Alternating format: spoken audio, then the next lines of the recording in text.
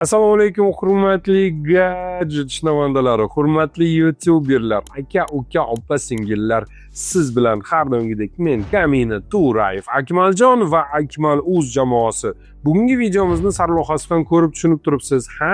Biz Xitoyning GoFish degan platformasi haqida ozgina sizga tushuncha berib, qanday qilib buyurtma berish kerakligi haqida to'liqroq, maksimal darajada to'liqroq ma'lumot berib va qo'limizdan kelgancha bir narsani buyurtma qilib yuboramiz. O'ylaymanki, bugungi dasturimiz sizga ma'qul keladi. Dasturimiz yanada ma'qul va maroqli bo'lishini xohlasangiz, qo'lingizga bir piyola issiq choy yoki bo'lmasa muzdekkina sharbatni olasiz va bugungi dasturimizni boshlaymiz. Demak, aziz do'stlar, GoFish ilovasini yuklab olish uchun siz birinchi yo'l bizni Telegram kanalimizga kirasiz. Mana bemalol Akex Cargo deb yozsangiz chiqadi. Va eng pastda mana zakrepda GoFish ilovasi deb turib, mana bu yerda mana yuklab olishingiz mumkin. Bu yerda juda ham ko'p foydali maslahatlar bor.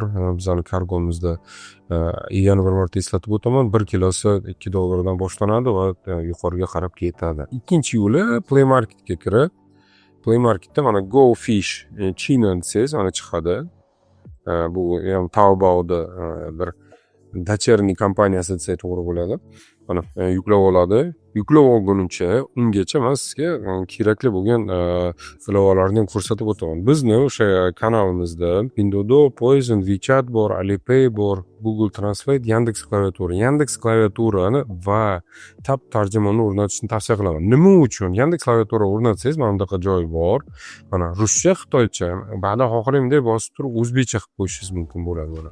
Endi men ruscha yozganim uchun ruschani o'qiyman. Xitoyliklar bilan bemalol gaplashsangiz bo'ladi. Aytaylik, mana bu yerda salom deysiz yoki привет deysiz. Bu sizga tepada xitoychaga mana bunday qilib o'girib ketaveradi. Juda ham qulay ilova. Xitoyliklar bilan biz faqat shu bilan foydalanib gaplashamiz. Keyin tab tarjima. Bu ham juda ham qulay ilova.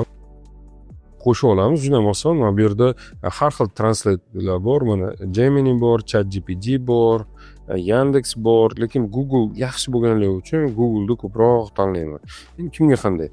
Google tanlab, обязательно China traditional, an'anaviy xitoy tilini tanlashingiz kerak. Keyin ruschaga. Xohlang o'zbekcha ham qo'ysangiz bo'ladi, lekin ruschaga yaxshiroq tarjima qilgani uchun biz shuni tanlaymiz va qo'shish tugmasini bosamiz. Bosamiz, qanday dumaloq tugmacha chiqadi. Bu o'sha betdagi sahifadagi so'zlarni to'g'ridan to'g'ri tarjima qilib olishga yordam beradi. Play Marketga qaytamiz. Och tugmasini bosdik. Mana bu yerda mana shartlar bilan tanishing, rozimisiz deydi. Agar rozi bo'ladigan bo'lsangiz, mana pastda sariq tugmani bosasiz. E'tibor beringizmi, tugmachani bitta bosdim. Bu yerda sahifadagi mana уважаемый пользователь hamma so'zlarni tarjima qilib beryapti.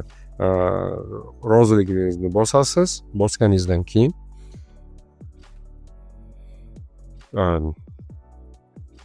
sekin boshlaydi. O'ng qo'ldagi pastdagi tugmani bosamiz. O'ng qo'ldagi pastdagi tugmani bosamiz. Bosganimizdan keyin bu yerda e'tibor beramiz. Taobao orqali mana bu yerda ko'rishingiz mumkin. Bemalol bosib ro'yxatdan o'tishingiz mumkin. Pastdagi galochkani bunday bosishimiz kerak yoki bo'lmasa Alipay orqali ham ro'yxatdan o'tsa bo'ladi. Galochkani bosganingizdan keyin sariq tugmani bosasiz va bu yerda mana Taobao ilovasini tanlaysiz. Birinchi marta o'tyapman, to'g'risi sizlar bilan birga. Buni ilova haqida menga shogirdlarim aytib o'tdi. Xitoyda shunaqa bu oldin ishlatilgan, xuddi o'zimizda OLXga o'xshagan platforma ekan. Bemalol xohlagan narsangizni xarid qilib olsangiz bo'lar ekan. Juda ham qulay. E'tibor beramiz, bu yerda ishlamay qoldi. Taobao nima uchun? Chunki Taobao 1688 platformalari bular hozir hammasi VPN orqali ishlayapti. VPNni qo'shib olamiz. VPNni qo'shib olganimizdan keyin yana qaytarib bosamiz. Ma'lumotlar mana bu yerda so'rayapti. Avtomatik ma'lumotlarni o'tkazaymi deyapti. Rozimisiz deyapti. Ha deysizda mana bu tugmani, qizil tugmani bosganingizdan keyin marhamat bemalol o'tishingiz mumkin bo'ladi. Marhamat bemalol ko'rishingiz mumkin. Birdaniga ro'yxatdan o'tib ketdi. Bu juda ham qulay. Qani endi ko'raylik, qani manzillar ham bormi yo'qmi? O'ng qo'ldagi tugmani bosamiz, tepadagi ключchani bosamiz.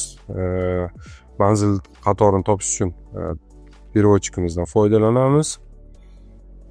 mana управление adresi ham xuddi Taoba'dagidek ekan. O'zim intuitiv bosib ketayotgandim, lekin adres dostavka manaki. Marhamat, bemalol.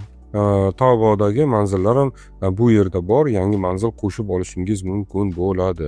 Hech qanday muammosiz. Bu yerda mana bizni o'sha shaxsiy anonimiz kutib olyapti.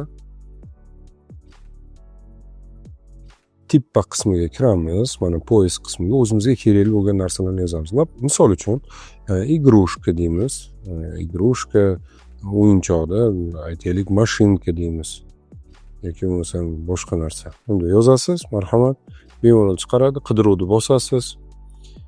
O'zingizga kerak bo'lgan narsani. Tepada razdellari ham bor, razdellar bilan qidirsa bo'ladi. Marhamat. Bu yerda mana o'yinchoqlar bor. Bemalol o'zingizga yoqqanini tanlab olishingiz mumkin bo'ladi. Ekranlar ham bor ekan bu yerda, katta. Mashina 29 yuan deyapti, juda ham arzon ekan. Demak, shuni xarid qilamizmi dedilar. Balonlar ham yaxshi, 7 santimetrli, unchalik ham kichkina emas. Demak, mayli deymiz. Sotib olishimiz uchun birinchi nima qilamiz? Mana bu yerdagi sariq tugmani bosamiz. Bu yerda bu suhbat degani. Suhbatni bosganingizdan keyin ko'p marta bosdim, ilova qaniydir qotib ishlayapti. Suhbatni bosganingizdan keyin bu yerda bemalol savol berishingiz mumkin. Mana bu yerda misol uchun assalomu alaykum deymiz. Bu yangimi deymiz misol uchun. Это новый. Ой. Это новый deymiz. Bu yangimi? Xitoycha yozmani o'qib bizga javob beradi. Bu yerda 48 soat ichida javob berishni. Shuni aytyapti, savolimizga mana javob berdi darhol. Novinka yangi deyapti. Mana bu yerda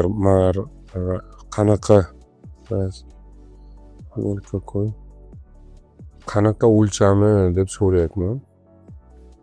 Mana ko'ryapsiz, Yandex klaviatura juda ham ajoyib qulay, bemalol anaqa qilishingiz mumkin, o'rnatib olib.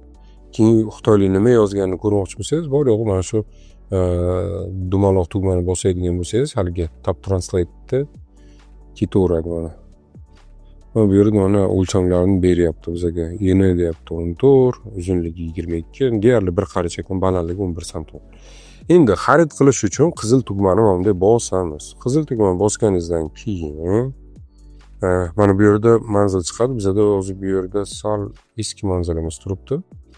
Sizlarga yangi manzilni olishni tavsiya qilaman. Hozir iPost bilasizlar, juda ham populyarni.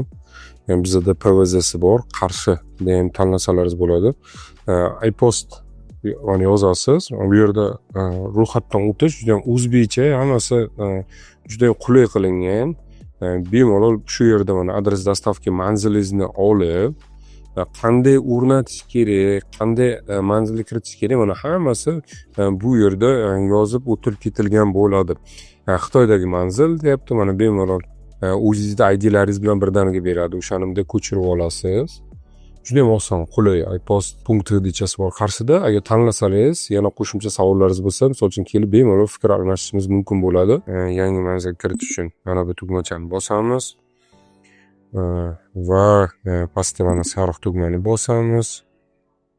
Sariq tugmani bosganingizdan keyin e'tibor bering, birinchi qismiga mana ID ni kirgizasiz. iPostdan olgan ID postkod mana 322 bilan start qilasiz.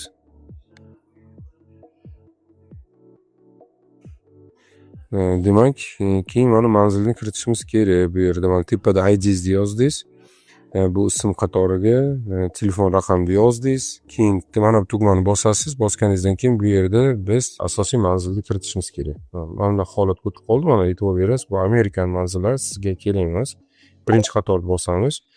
Mana tarjimonni qo'shadigan bo'lsak, mana bu Kitay bo'lyapti. Kitayda ham har xil bor. Materikoviy Kitay, Gonkong Kitay bor. Bizga Tayvanda Kitay bor. Biz kerak materikoviy Kitay tanlaymiz.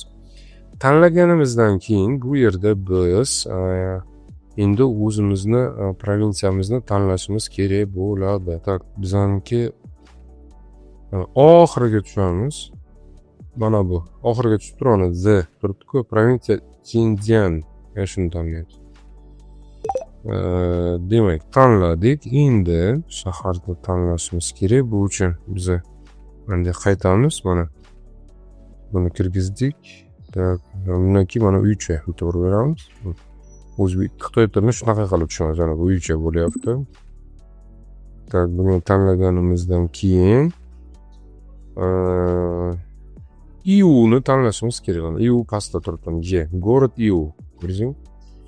Iuni tanlaysiz. Endi ko'chani tanlashimiz kerak. Ko'chani tanlashimiz uchun yana qaytamiz. Mana bu yerda mana bunday boshlanar ekan. Mana e'tibor berayotgansiz. Hozir shunaqa yozuv topishimiz kerak bo'ladi. Mana topdik. Yana bir marta tekshirib olamiz. Город Susi.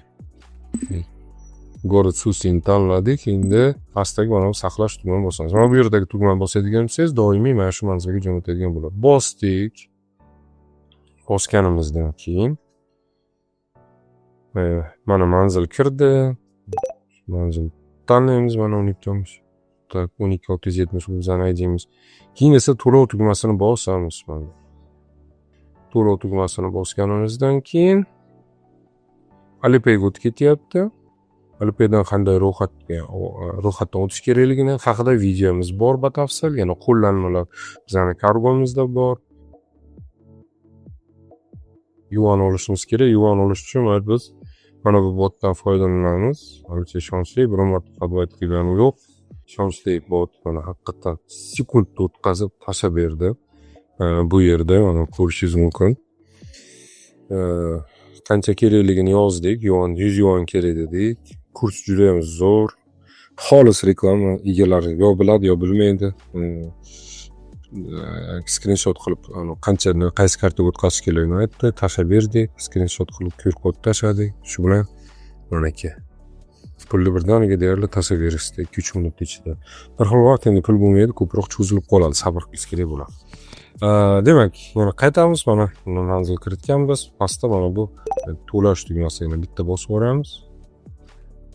To'lashni bosganimizdan keyin avtomatik mana shaxsiy hisobdan deb turib Alipay ketyapti. Bizdagi shu qo'lda qilingan, mana kesib oldi. Alipayda 29.40 to'lov ketdi o'zi. Marhamat. Bemalol. Bu yerda mana kursiya bo'ladi. Birinchi xaritamizda вернуться на страницу, проверить свой заказ. Manzil anvani tekshirish deyapti. Tekshirib olamiz. Mana bemalol ketadi va bu yerda trek nomer berishadi. Trek nomerni olgandan keyin mana 48 soatda ichida jo'natadi deyapti. Trek nomerni olgandan keyin kirgizasiz iPostga. iPostga kirgizasiz yoki o'zi avtomatik tarzda o'zi kirgizyapti. Bu juda ham qulay. Adres vod trek nomeri bosasiz. Qanday kiritish kerakligi, qo'llanmalari hammasini ko'rsatadi. Kilosi $6 iPhone'larda ham sotishyapti ekan 16 Pro Max'da. Mana 1350 yevroga bitta ошибкachasi bor ekan. Ошибкasini ko'rsatyapti. Qanday ошибкasi borligini. Ana o'zimizda 1350 yevro.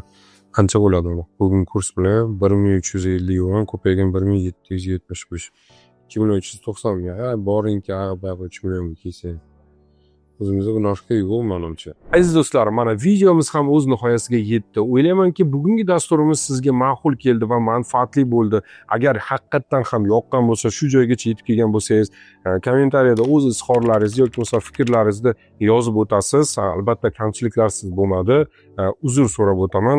Qo'ldan kelgancha birdaniga tezroq sizga kontent chiqarish uchun birdaniga chiqarib berdik. Lekin yaxshilab qidirsa ancha muncha arzon va ko'p foydali narsalarni bemalol topishingiz mumkin bo'ladi va bundan boshqa yana qanday Xitoy platformasidan qanaqa narsalarni buyurtma berish kerak bo'ladigan bo'lsa, iltimos qiladigan bo'lsangiz, baholi qudrat qo'ldan kelgancha biz sizga o'rgatib o'tamiz.